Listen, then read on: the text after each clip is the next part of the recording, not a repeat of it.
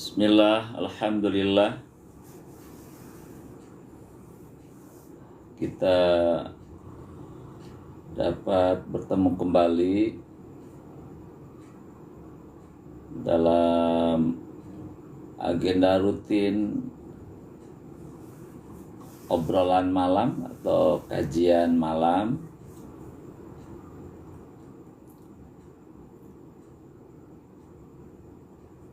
Ridho IPS 2 sudah hadir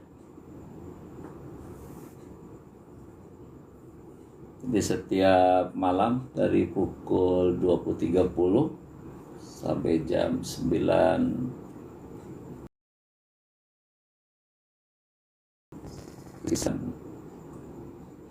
waktu 9.15 kita isi dengan kajian malam. Ada diskusi, ada tanya jawab ya. Ada saran, pendapat yang dapat disampaikan. Puput sama Amanda. Amandanya ada di samping Putri. Puput, Amandanya ada, Amandanya.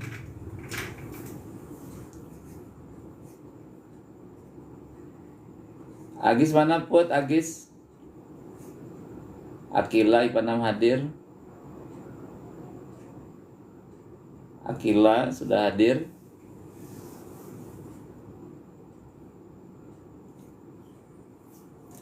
Iya, saya ngajar di MJ. Sampai sekarang masih ngajar di MJ. Alumni apa ini? Alumni tadi Muhammad apa tadi?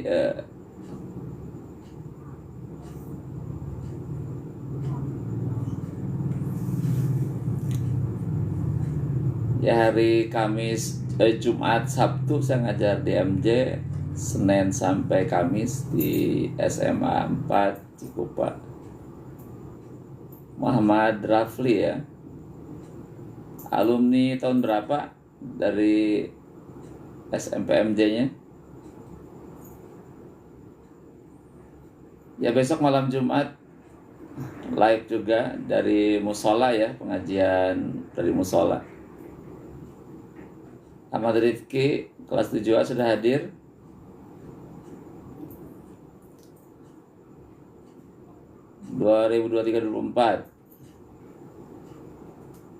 Tahun lalu ya. Tahun lalu sudah ini ya. Aisyah IPA 1 sudah hadir. Alif 10.3.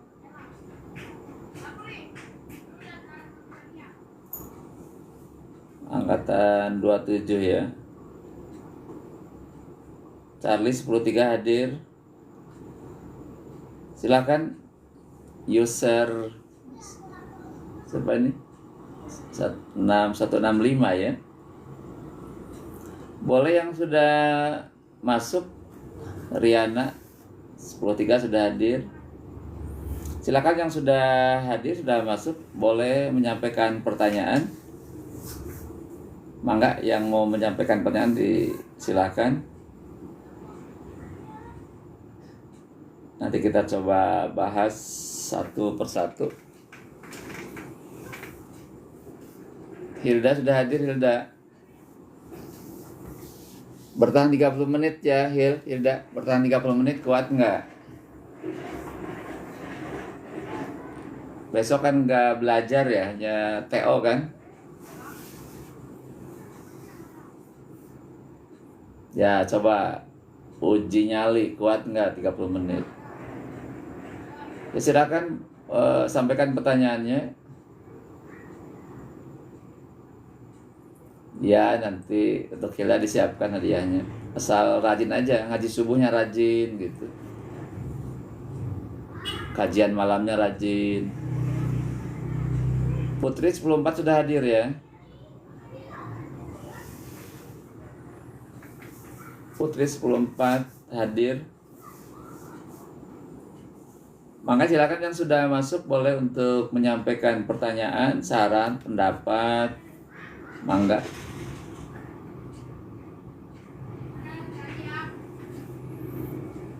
Orang muslim membaca doa, non muslim ya nggak boleh atuh. Apalagi menyebut-nyebut nama Tuhan yang lain, wah itu nggak boleh. Ya, jadi tidak boleh menyebut dalam berdoa itu sekalipun hanya sekedar main-main saja. Ya, sekedar main-main meminta kepada Tuhan selain Allah itu hukumnya haram ya. Doa itu kan meminta, memohon kepada Tuhan, memohon kepada Allah. Jadi kalau meminta kepada selain Allah tadi menggunakan doa agama lain, non muslim, non Islam, ya nggak boleh. Saya jadi guru di Cikup, di SMA 4 dari tahun 91 ya, 91. Berarti 34 tahun ya. Kalau di MJ, di MTS Miftahul Jannah dari tahun 94. Berarti udah 31 tahun ya di MJ ya.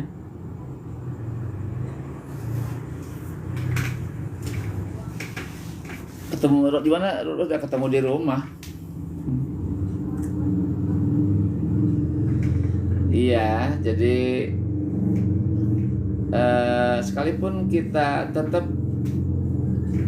berislam, tapi kalau kita berdoa menggunakan doa agama lain, kan di sana pasti ada permohonan kepada Tuhan ya. Disebut nama Tuhannya siapa gitu kan. Meminta apa ya. Itu nggak boleh. Ya, sekalipun hanya sekedar di mulut saja, tidak sampai ke dalam keyakinan kita, tidak sampai ke dalam hati kita, hanya sekedar di mulut saja, dan kita pun bisa bertahan dalam keislaman kita, tetap nggak boleh. Ya, tetap. Karena itu adalah doa itu berisikan permintaan secara langsung kepada Tuhan. Dalam Islam, iyyaka na'budu wa iyyaka nasta'in. Hanya kepadamu-lah ya Allah kami beribadah, dan hanya kepada Allah kami mohon pertolongan. Karena mohon itu kan doa gitu kan gitu. Maka tidak boleh kita berdoa kepada selain Allah. Apalagi disebut nama Tuhannya ya, nggak boleh di dalam Islam itu.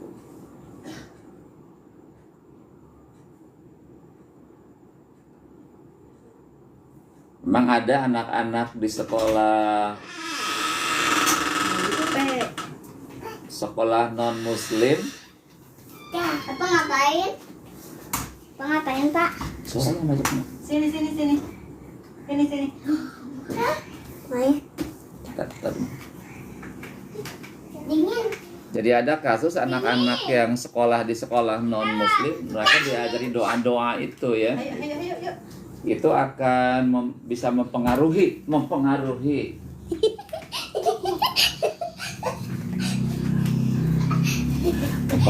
kepada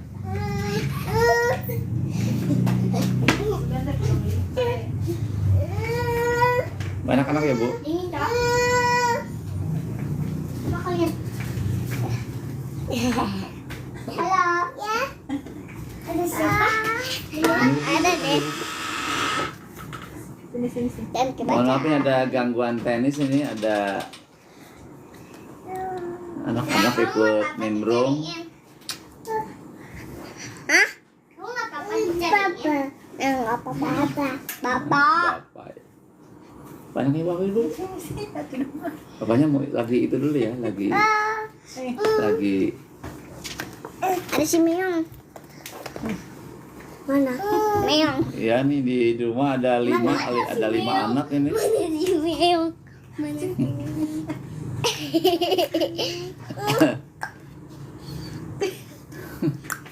Dikasih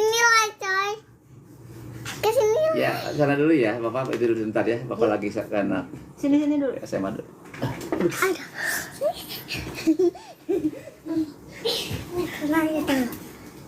Kenapa tidur di sini? Ya, aku pengen nginep di sini. Tidak. Mau duduk di situ. Baby. Yuk. Ini kan kuat. Mana? Ini kan kuat. Bapak anak 13. Siapa ini? 12 IPS 1 hadir ya. Siapa ini? Ada tuh lagi ngasuh, Bu Rosda lagi ngasuh anak-anak. Amanda IPS 2 sudah hadir. Mana Bapak? Ini Amanda. Bapak mana? Bapak.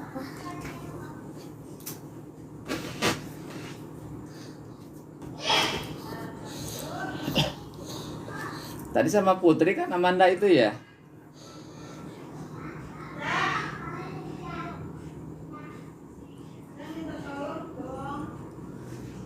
Teh. Harus belajar melupakan ya. Bapak mana?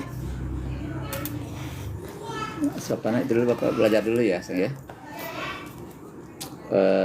Empelan sama itu sama Tezakira dulu. Bapak. Bukan. Cuma ngajar dua sekolah. Apa? Saya ngajar hanya di 2 sekolah ya, di SMA sama di Itu masih ada 1 orang, Bu. di MJ.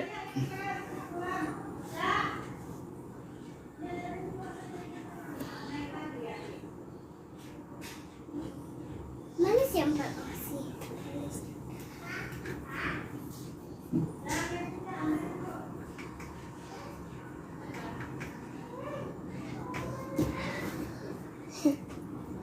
Bapak mana?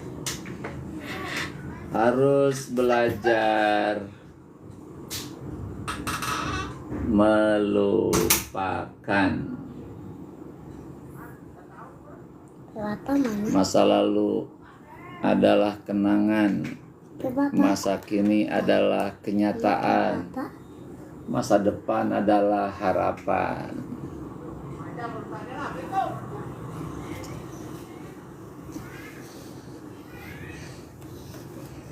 Harus iman kepada takdir Allah. Pak itu Bapak. Ya, Allah akan memberikan yang terbaik. Ya, ntar nanti main lagi ya. Karen udah hadir Karen? Ya harus ikhlas. Ikhlas melepas ya. Allah memilihkan yang terbaik. Ya, jadi Allah sedang mempersiapkan yang terbaik untuk kita, maka kita harus ikhlas melepaskannya. Waalaikumsalam Zul. Zul siap-siap 30 menit ngobrol dulu. Ya Hilda gitu ya Hilda. Nafira hadir 11.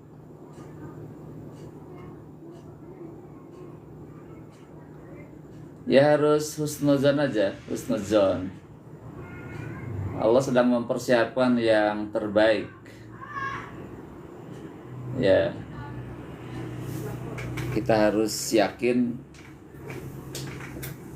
pilihan Allah adalah pilihan yang terbaik. Jangan terlalu disesali ya.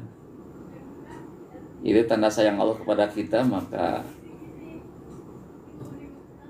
Allah tidak meridhoi hubungan di antara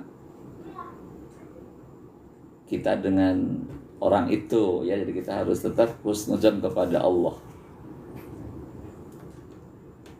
Allah adalah Maha yang menentukan yang terbaik untuk kita. Ya begitu. Bang Hilda, kenapa gitu Hilda teh? Ada kasus ya Hilda ya?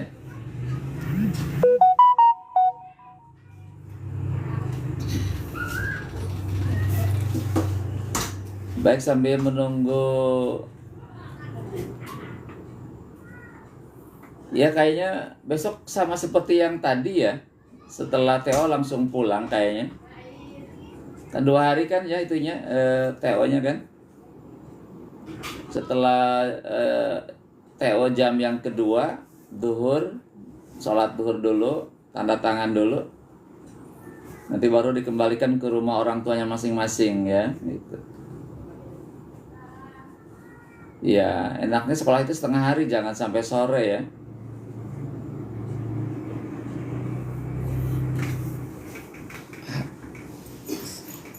Jangan terlalu sore, itu waktunya tidur siang dipakai belajar, nggak masuk itu. Siapa anak itu? Anak itu yang mana anak? Anak itu Amanda apa anak itu? Siapa nih? Anak Pak. Ya, tadi harus ini ya, harus belajar, melupakan. Kita harus bangkit dari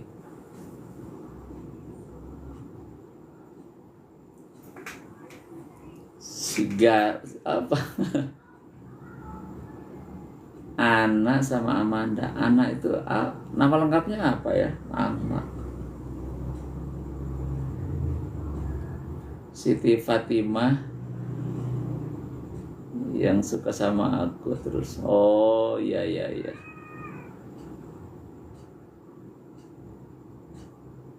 Ini berarti ceritanya masih cerita IPS 1 ya? Tukar dengan IPS 2 itu tadi. Itu. Kepikiran di IPS 2 Mamanda. Itu nama lengkapnya apa tuh, nama lengkapnya? Nama lengkapnya apa?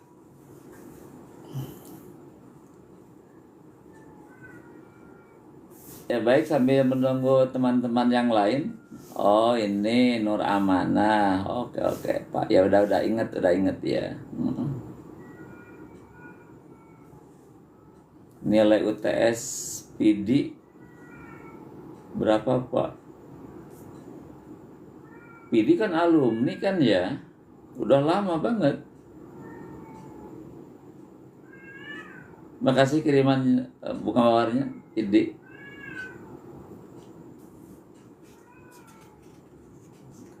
Kalau UTS-nya udah lama banget, udah nggak inget ya. Nggak inget. Iya. Baik, dalam kajian malam hari ini, sekarang udah pukul 20.37 ya. Ya PD sering gitu kan, pernah ke rumah berapa kali PD ya. Ingat terus. Ingat terus PD Pak. Masih terbayang-bayang kan tuh wajahnya kan. Besok acara apa? Oh itu untuk kelas 12 masih TO dari UGD Gunadarma ya. Iya PD sering ini rajin ngajinya ya. Alhamdulillah. Sekarang PD kuliah di mana sekarang? Udah lulus kan belum?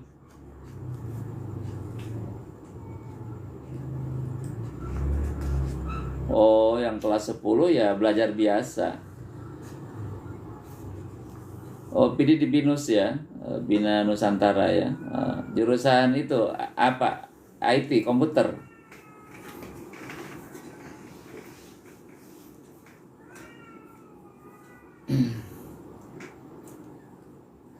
Ya baik, sekali lagi untuk kajian malam hari ini.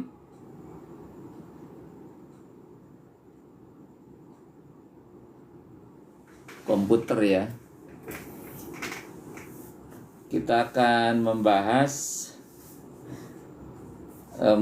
melanjutkan kajian pada malam kemarin ya. Kita masih mengkaji pesan Luqmanul Hakim di dalam Al-Quran, surah Luqman ayat yang ke-17 ya. Ayat yang ke-17. Di sini dikatakan beliau berpesan kepada anaknya, ya bunayya, ya bunayya aqimis shalah.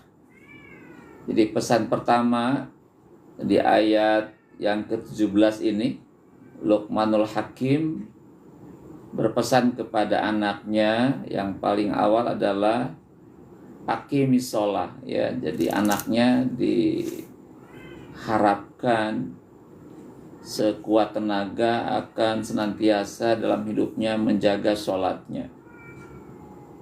Menjaga sholatnya jangan sampai dilalaikan atau ditinggalkan dalam kondisi apapun. Jadi segala keinginan, cita-cita, harapan itu akan terwujud apabila Allah dilibatkan dalam rencana besar itu. Dengan apa? Yaitu dengan menegakkan sholat dalam kehidupannya. Tidak berhenti pada pelaksanaannya yang hitungannya maksimal 4 rakaat, selesai itu selesai, tidak, tapi selesai sholat tetap dalam kondisi zikir kepada Allah ya. Jadi ketika sholat dia berzikir kepada Allah, aqimis shalah lizikri, untuk mengingat Allah, maka di luar sholat pun tetap dalam kondisi berzikir kepada Allah. Nah, orang-orang yang berzikir kepada Allah maka akan dijaga hidupnya dari segala tindakan-tindakan kemaksiatan atau perbuatan dosa kepada Allah. Allah jaga ya. Jadi orang yang berzikir ketika sholat dan selesai sholat, pasca sholat, maka akan dijaga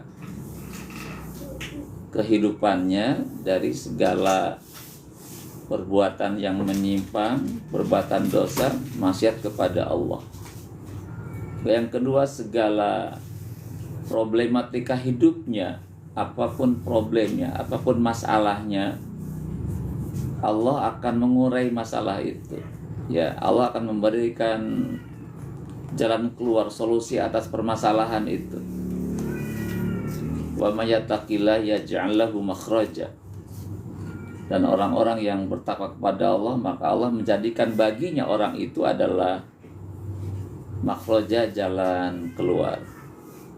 Jadi kesimpulannya, orang-orang yang menjaga sholatnya, segala keinginannya akan tercapai. Yang kedua, setiap ada masalah dalam hidupnya, itu pasti akan ada solusinya. Jadi kalau kita mentok dalam suatu masalah, problema hidup ini, maka coba dikaji ulang sholatnya. Ya, barangkali ada hal yang kurang tepat, kurang benar dalam sholatnya gitu. Nah, kalau sudah dikaji ulang, diperbaiki sholatnya dari sisi waktunya, dari rukunnya, syaratnya, sunah-sunahnya, kekhusyuannya ya, termasuk menerapkan nilai-nilai sholat dalam kehidupannya setelah pasca sholat itu, maka yakinlah bahwa semua masalah sulit apapun akan ada solusinya. Kenapa? Allah ikut campur dalam urusan itu, dan Allah yang menentukan, yang mengatur semua itu. Allah yang menggenggam hidup kita. Ya, di tangan Allah lah segala takdir itu ya, ketentuan ada di tangan Allah. Maka kalau kita sholat ada terkoneksi dengan Allah, rutinitas terus secara rutin, kontinuitas setiap waktu, maka yakinlah tadi ada solusi yang terbaik di dalam masalah yang kita hadapi. Itu satu, makanya pesan Luqman ini harus kita respon dengan baik dan harus betul-betul aplikasikan dalam hidup itu. Nah, sekarang pesan yang kedua ya, kata Luqman dalam pesannya dalam ayat surah yang ke-17 ini, ayat yang ke-17, wa'mur bil ma'ruf wanha 'anil munkar. Sekaligus ada dua di situ ya. Wa'mur bil ma'ruf wanha 'anil munkar. Jadi kata Luqman kepada anaknya, wa'mur bil ma'ruf. Perintahlah manusia untuk berbuat yang ma'ruf, berbuat yang baik. Terus wanha 'anil munkar, dan cegahlah mereka manusia dari berbuat yang munkar. Ini ada dua hal yang harus kita lakukan ya, sebagai bagian daripada orang-orang muslim, orang-orang yang beriman. Ada yang namanya kewajiban untuk berdakwah. Setiap muslim itu wajib berdakwah. Dakwah artinya mengajak manusia kepada jalan Allah. Ud'u ya ila sabili rabbik, ajaklah mereka manusia ke jalan Tuhanmu. Jadi setiap muslim, siapapun orangnya, jabatan apapun posisi dia, itu punya kewajiban untuk berdakwah. Dan dakwah itu isinya adalah satu, amar ma'ruf, menyuruh kepada kebaikan, wanha 'anil munkar, ya, mencegah manusia dari perbuatan munkar. Untuk apa dilakukan? Ya, untuk stabilitas kehidupan, untuk kebaikan hidup bersama, untuk kebaikan hidup suatu komunitas, masyarakat, suatu bangsa. Jadi kalau orang tidak didorong untuk berbuat baik dan kemunkaran dibiarkan begitu saja, ya, aturan-aturan dilanggar, hidup semaunya saja, tidak ada yang peduli kepada hal-hal yang menyimpang, ya sudah, sebuah komunitas, sebuah negeri, sebuah masyarakat, sebuah kampung akan bersiap-siap dengan suatu kerusakan yang hebat. Maka hari ini dalam sebuah kondisi bangsa, ya, dalam suatu kondisi yang tidak menentu, maka dibutuhkan tampil orang-orang baik untuk mengajak kepada kebaikan. Jadi saya pernah mendengar bahwa kerusakan suatu bangsa bukan karena sekedar banyaknya orang yang jahat, tapi diamnya orang-orang baik, gitu kan. Jadi saya pernah dengar seperti itu. Jadi kerusakan bangsa itu bukan karena banyaknya orang jahat, tapi karena diantaranya adalah diamnya orang-orang yang baik. Jadi ketika ada perbuatan menyimpang, dia tidak merespon, membiarkan begitu saja. Ya, jadi ketika dia melihat satu kemunkaran, kemaksiatan, penyimpangan dalam berbagai aspek, orang-orang baik itu diam saja, tidak menegurnya, tidak menasehatinya, malah cenderung membiarkan saja. Itu bisa membuat kondisi semakin rusak. Ya, makanya kata Luqman tadi, ayo kita sebagai bagian daripada muslim, ayo saling mengajak, saling mendorong orang untuk berbuat baik. Coba lihat dalam Quran surah Al-Asr, ya. Oh, dinasehatin tetap gak didengerin. Nah, terus kita nanti lihat Al-Asr itu ada dua kalimat di situ, wa tawassau bil haqq wa tawassau bis sabr, gitu kan. Nasihati tentang kebenaran dengan kebenaran ya, nasihati dengan kebenaran, ajak diskusi agar terbuka wawasan berpikirnya. Apa hikmah di dalam sebuah kebaikan itu?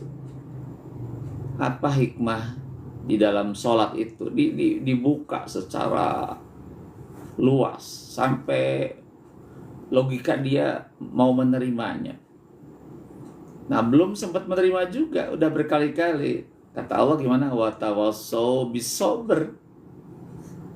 Menasihati dengan penuh kesabaran, gitu. Apa sabar, ya? Ada ikhtiar, ada usaha yang terus-menerus, ajak sampai mau gitu. Kalau sekali saja tidak direspon, kemudian kitanya putus asa, udahlah terserah dia. Itu salah. Ya, apalagi ke teman kita sendiri ya, teman baik kita, teman dekat kita ya, ke sekolah bareng, di rumah bareng.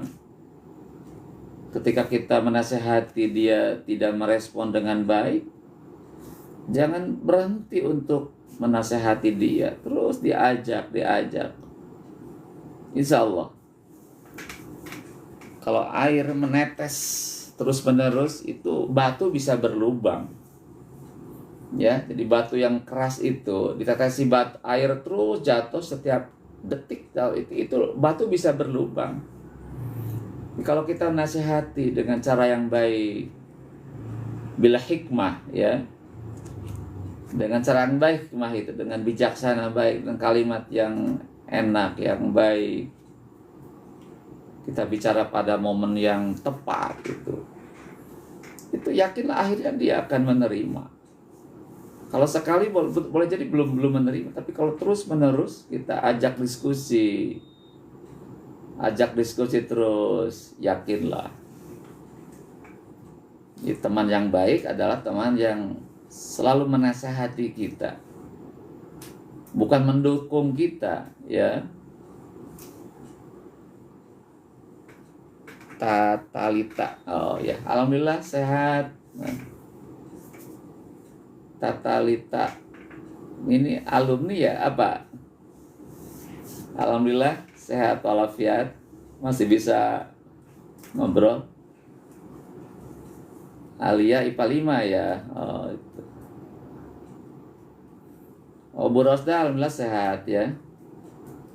2022 ya, Talita. 3 tahun yang lalu ya. Alhamdulillah. Tadi barusan ada di ruangan ini, tadi udah itu lagi mau istirahat aja. Nah, gitu. Iya, jadi sekali lagi bahwa tugas kita sebagai muslim ya, salah satunya adalah berdakwah. Dakwah artinya mengajak, menyeru orang, manusia ke jalan Allah.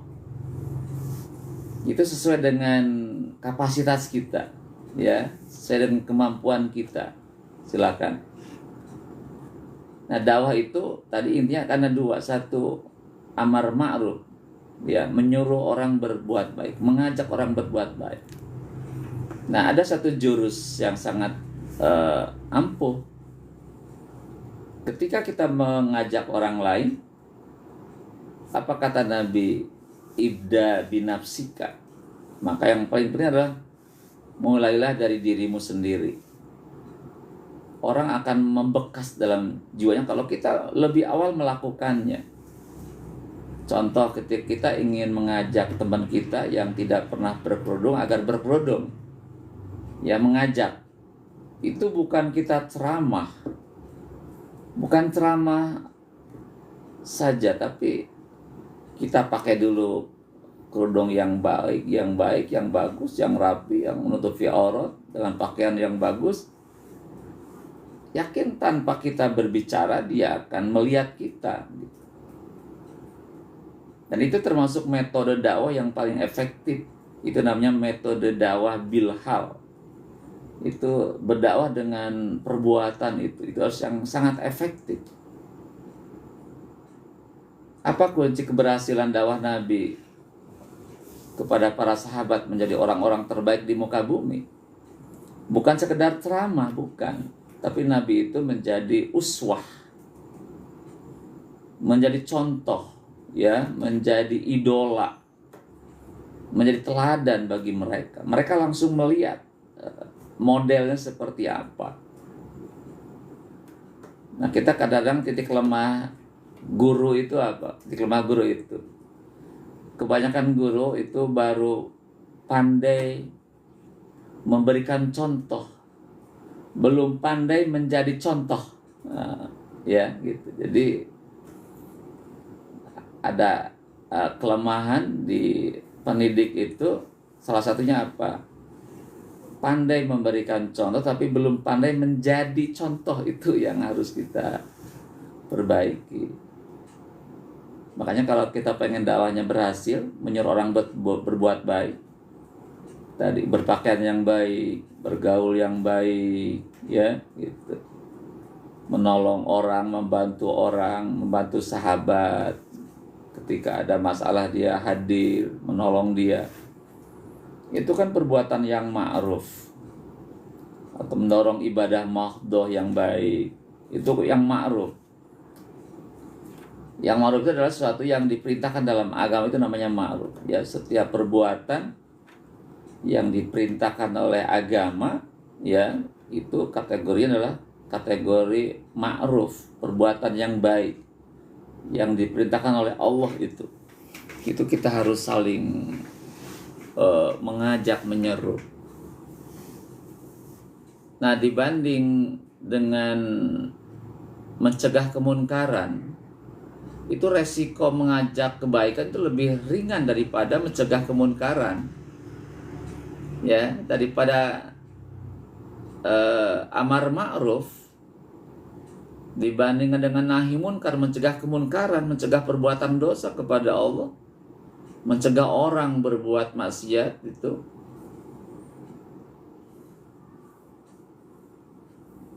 Itu mengajak itu lebih ringan, resikonya hampir tidak ada, ya, karena tergantung orangnya. Kalau kita sudah mengajak dengan cara yang baik, terserah orangnya, kan tidak ada resiko apa-apa.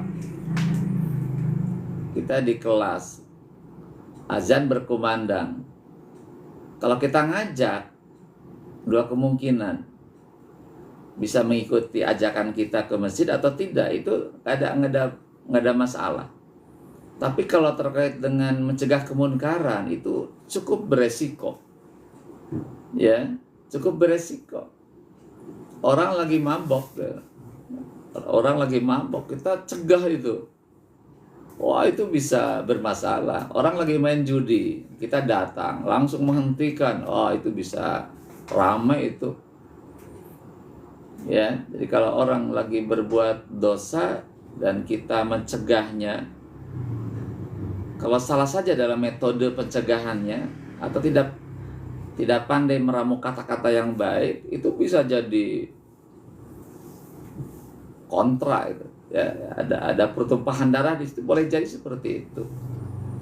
Makanya dalam nahi munkar itu memang itu harus pandai-pandai meramu sebuah kata-kata, meramu ajakan pencegahan kita dengan kata-kata yang baik. Kalau kita salah kata kalimat dan salah momentumnya, itu akan berisiko tinggi, bisa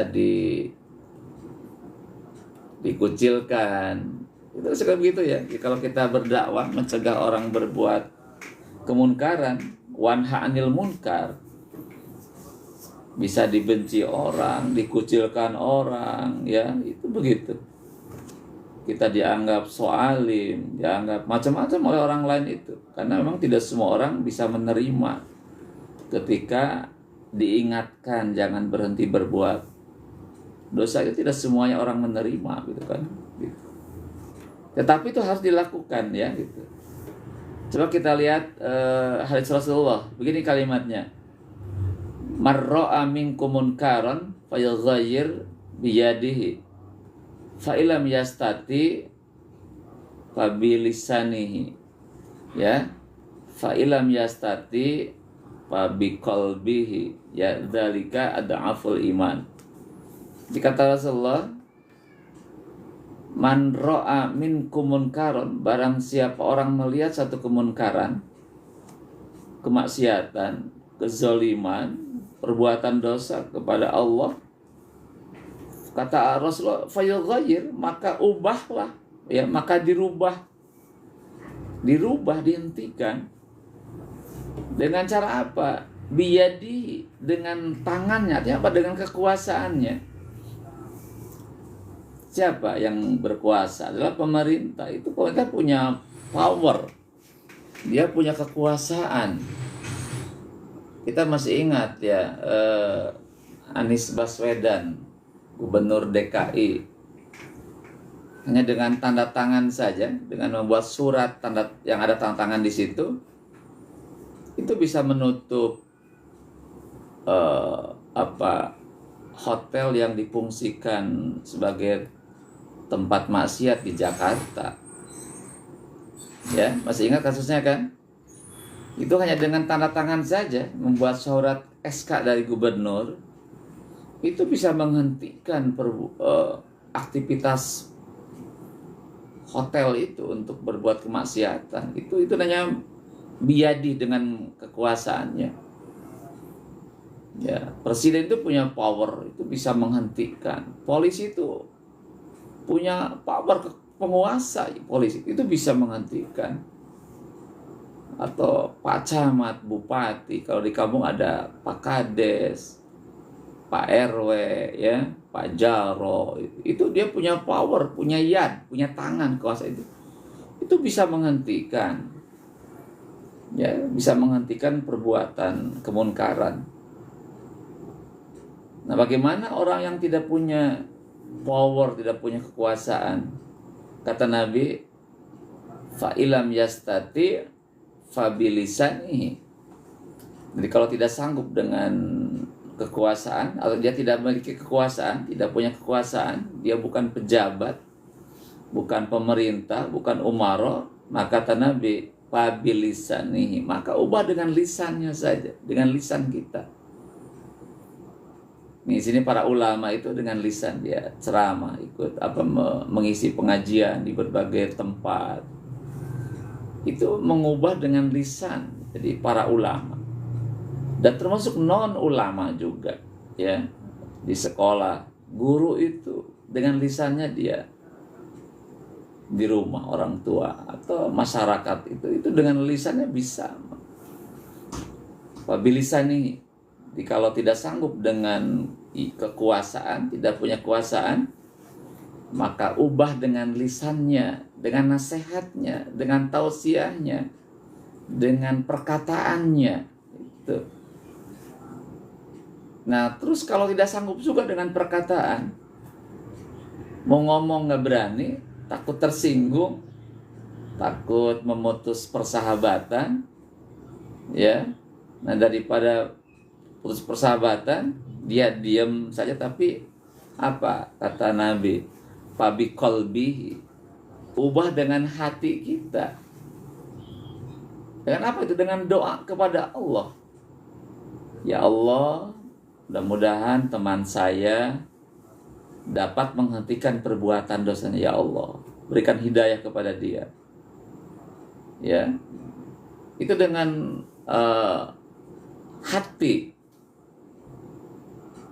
Jadi dengan power, nggak punya power, nggak punya kekuasaan. Dengan lisan dia nggak berani, takut tersinggung orang itu karena itu saudara kita. Kata Nabi adalah fabi qalbihi, dengan hati kita. Meminta kepada Allah dalam sholat yang kita lakukan itu. Kita bermunajat kepada Allah di keheningan malam. Di sepertiga malam terakhir kita habis tahajud, kita berdoa kepada Allah dengan penuh khusyuk agar sahabat kita, saudara kita, orang tua kita, pemimpin kita menghentikan kezalimannya, menghentikan kemunkarannya, menghentikan kemaksiatannya, menghentikan perbuatan dosanya kepada Allah. Tapi tidak hanya sekali berdoa aja, terus kepada Allah, berdoa kepada Allah. Tapi kata Rasulullah, orang-orang yang mengubah dengan hatinya adalah kategorinya apa? Orang-orang yang imannya lemah, ya begitu. Jadi orang-orang yang mengubah dengan hatinya, dengan doanya kepada Allah, tidak mau berbicara, tidak mau menasehati, tidak mau bertausiah tentang perbuatan itu, maka kata Rasulullah, orang itu termasuk orang-orang yang imannya lemah, nggak punya keberanian secara langsung untuk berbicara, tidak menggunakan powernya. Sekarang kasus pagar laut ya di pantai Tangerang Utara, itu Pak Prabowo bisa menggunakan kuasaannya, bisa kan, cabut gitu ya, gitu. Pagar laut cabut, terus PIK 2 misalkan batalkan, itu bisa dilakukan gitu. Tapi kalau dengan power tidak mampu, karena ada tembok besar di situ, dengan lisan nggak berani, maka dengan hatinya. Tapi tadi dengan hati itu orang-orang yang imannya lemah, tidak punya keberanian dalam menyampaikan satu kebenaran, ya gitu. Itu pesan Luqman ya. Setelah dia diperintahkan sholat, maka dia pun harus mengajak kebaikan. Ya, kita dorong manusia berbuat baik. Tapi kalau orang itu semua warga negara semua berbuat baik, saya yakin akan baik negeri ini ya, akan baik. Tapi kita harus ambil peran di situ. Ya, kita saling mengajak, kita sendiri mengawali kebaikan itu, baru tularkan ke yang lain. Nah, kalau orang punya tanggung jawab untuk melakukan satu kebaikan, setiap orang punya tekad untuk berbuat baik dan mengajak orang untuk berbaik, yakin negeri ini akan menjadi baik. Sekarang kenapa kondisinya tidak baik-baik? Karena tadi ketika ada kemungkaran, orang tidak mau tahu ya sekarang itu ya. Tidak mau tahu ya. Nah, urusan dia ini, ya sudah. Jadi kalau orang berbuat kemunkaran, kezaliman, orang tidak mau tahu, masyarakat lain tidak mau tahu, dibiarkan saja, ya udah hancur ya itu ya gitu. Waalaikumsalam. Alhamdulillah baik ya. Alhamdulillah sehat. Siapa ini teh? Alhamdulillah sehat walafiat ya. Jadi kita malam ini bisa ngobrol ya. Alhamdulillah bisa ketemu lewat TikTok ini. Itu pentingnya amar ma'ruf itu ya. Dan pentingnya nahi munkar itu begitu. Jadi kalau suatu masyarakat yang satu melakukan kezaliman, kemunkaran, tadi misalkan tadi kasus-kasus hari ini yang terjadi, ada kasus penimbunan, misalkan penimbunan gas, dibiarkan saya udah itu, pagar di laut dibiarkan sehingga nelayannya tidak bisa melaut lagi, ya sudah, tunggu saya saat kehancurannya. Krisis moral terjadi, pergaulan bebas makin meruyak, dan kita diam-diam saja tidak mau merespon. Oh, dari CN ya, Citra Nusantara ya. Oh, mangga, sok mangga. Luffy ya, alhamdulillah bisa bergabung.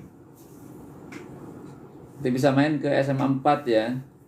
SMA 4 Cikupa ya gitu. Mangga ya gitu.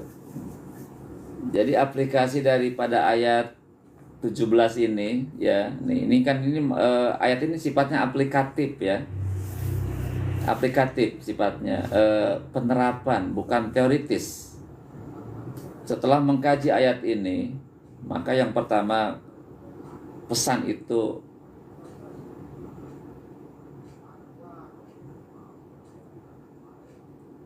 Oh, Isra Mi'raj. Agis. Tanggal 25 ya. 25 Februari, satu hari menjelang libur. Libur kan tanggal 26 itu libur. 25 kita mengadakan acara Isra Mi'raj dan menyambut Ramadan, ya. Atau namanya Tarahib Ramadan. Di dua acara sekaligus, ada Isra Mi'raj peringatan, dan yang kedua adalah Tarhib Ramadan. Itu akan dilaksanakan pada tanggal 25 Februari, hari Selasa itu ya. Nah, gitu. Ya sekali lagi, jadi ayat ini aplikatif, sifatnya bukan teori. Jadi setelah kita sholat dengan baik, ya tegakkan sholat dengan sebaik-baiknya. Yang kedua, kita terus melakukan upaya mengajak orang berbuat baik.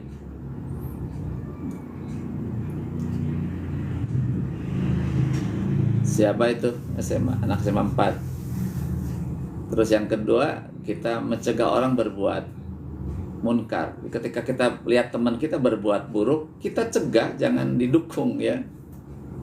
Jangan dicuekin. Di situ ada hadis begini. Ya, ini hadis begini sangat penting kita pahami. Kalau dalam suatu kampung, suatu komunitas,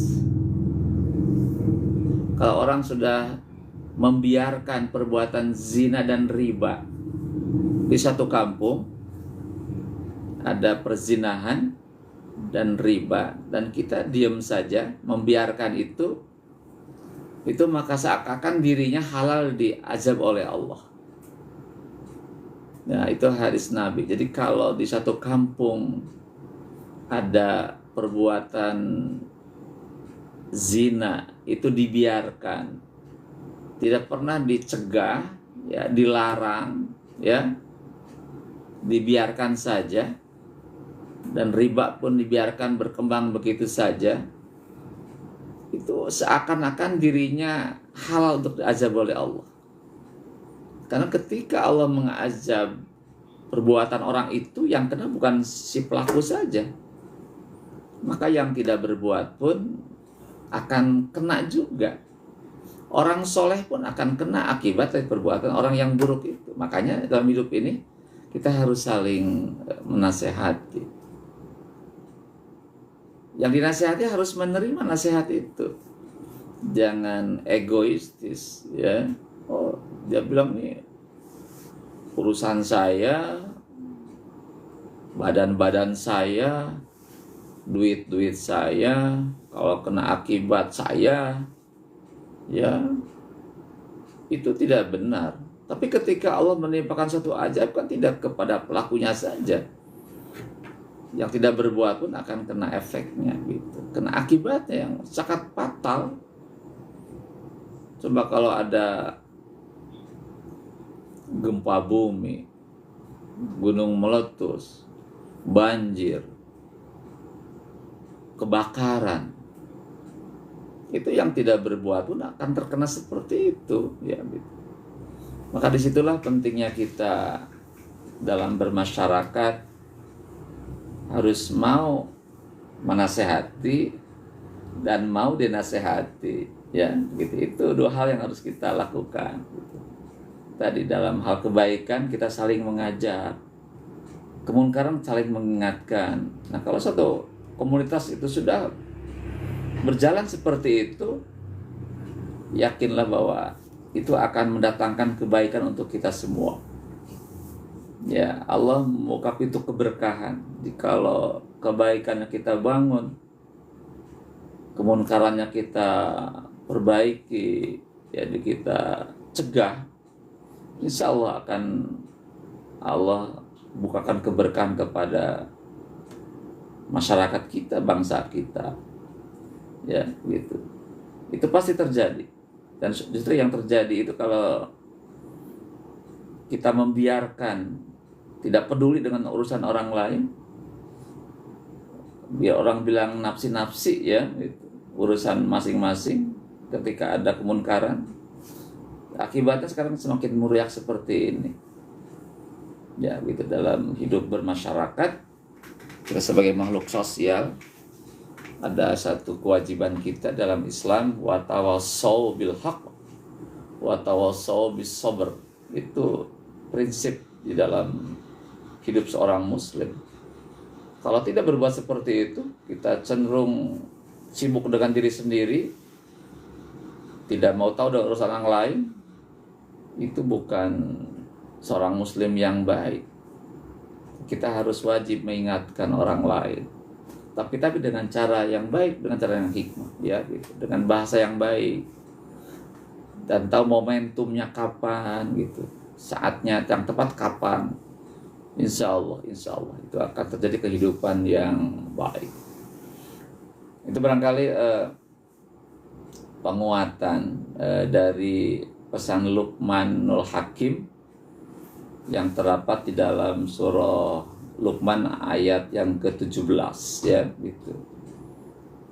Insya Allah pada malam berikutnya kita masih bahas juga pesan Luqman yang berikutnya di ayat 17 ini. Ya, insya Allah kita akan kupas, kita akan bahas pada sesi yang lain, ya. Di malam ini saya kira cukup, ya, udah hampir 1 jam, ya, kita ngobrol. Ya, semoga ada manfaat yang kita ambil, ya. Tadi aplikasinya pesan Luqman yang pertama adalah kita menjaga sholat kita, jangan sampai ditinggalkan dalam kondisi apapun, jangan ditinggalkan, jangan tinggalkan kondisi apapun. Allah harus diutamakan dalam hidup ini. Yang kedua, mari kita saling menasihati dalam kebaikan, mengajak orang berbuat baik. Yang dimulai dengan diri kita sendiri. Yang ketiga, kita harus mencegah orang berbuat buruk. Untuk apa? Untuk mencegah terjadinya akibat yang lebih fatal. Jadi kalau kezaliman dibiarkan, itu akan lebih fatal akibatnya. Kita harus ambil bagian di dalam mencegah orang berbuat buruk, berbuat munkar, ya, sehingga terjadi kehidupan yang harmonis, yang baik-baik saja. Ya, demikian barangkali, ya, semoga bisa difahami dengan baik. Dan nanti kalau ada waktu kita bisa ngobrol lagi, nanti bisa disampaikan, termasuk saran pendapatnya, ya, itu boleh disampaikan untuk melengkapi kajian malam hari ini yang terkait dengan pesan Luqman kepada anaknya. Terima kasih kepada rekan-rekan para yang telah bergabung malam hari ini, ya. Terima kasih telah menyisikan waktunya dan kesempatannya. Semoga Allah ridho dengan apa yang kita lakukan pada malam hari ini. Tutup dengan baca hamdalah, alhamdulillahirabbil alamin.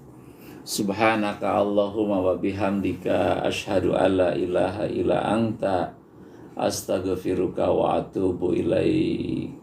Assalamualaikum warahmatullahi wabarakatuh. Hatur nuhun kasadayana. Sally 13 hadir, ya, alhamdulillah. Sally, Jasmine hadir, alhamdulillah. Sampai selesai, ya, Jasmine. IPA 2, ya. IPA 1 Siska, mana Siska, ya? Siska. Hilda udah ini, ya, udah kemana tuh Hilda tuh? Ya, terima kasih sekali lagi, selamat beristirahat, ya.